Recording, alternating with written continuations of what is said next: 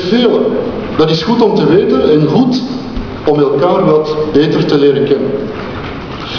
In de vrije momenten kan je uw sectorale of bestuurlijke afkomst eventjes opzij zetten om wat bij te praten, panden aan te halen of te verstevigen.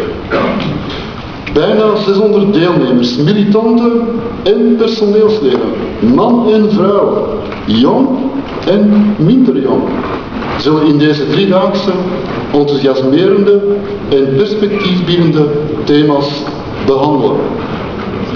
Van waardig werk en economie op mensenmaat tot een actieve, solidaire overheid en het actievoeren. Het zou onze huisstijl niet zijn, moesten we het onszelf makkelijk maken. Datums te bepalen, deadlines te halen. Geen wetenschappelijke teksten van mentors of professoren die scoren, maar militanten die van wanten weten. In tegenstelling tot vorige congressen zijn jullie de voeling en voeding geweest tot het opstellen van deze krachtlijnen. Vanuit de afdelingen, verzamelsector, het NVK, werkzoekende werking, personeel, vertrokken we enkele maanden geleden van een aantal vragen, cruciale vragen, die in werkgroepen besproken werden. Die werkgroepen zijn ondertussen het waarmerk geworden van de LBC-NVK-congressen.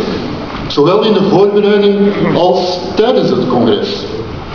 Ja, we hebben de faam van goed voorbereid te zijn. Door vele militanten. Participatie is een werkwoord en participatie moet de kwaliteit van onze debatten hoog houden. Als ook de voeling met de realiteit. Blikken we maar even terug naar ons vorige congres. Daar werden nieuwe ideeën geformuleerd met betrekking tot de betrokkenheid van militanten.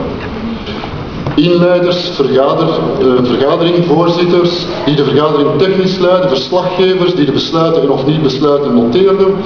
Het was zowat de preview of het voorgerecht van wat nog komen zou. Het congres. Ik ben blij dat we er kunnen aan beginnen. Ik weet niet of ik nog veel langer had kunnen wachten. Verachten van gedachten maakte mij strijdlustig en wat onrustig. En eigenlijk zou ik die onrust niet mogen hebben. Want ik weet dat wij het anders zien en willen. Het hogere doel voor ogen.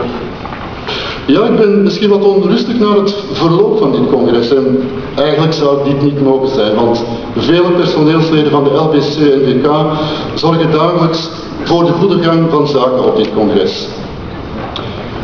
Misschien ben ik wat onrustig naar die jongeren op dit congres. Wat zij betekenen in dit congres en hoe het gesteld is met hun representativiteit binnen onze beleidsorganen. Komen zij genoeg aan zet als wij praten over een solidaire toekomst, hun toekomst? En waar zit die toekomstige slagkracht? Waar zit die toekomst van de centrale?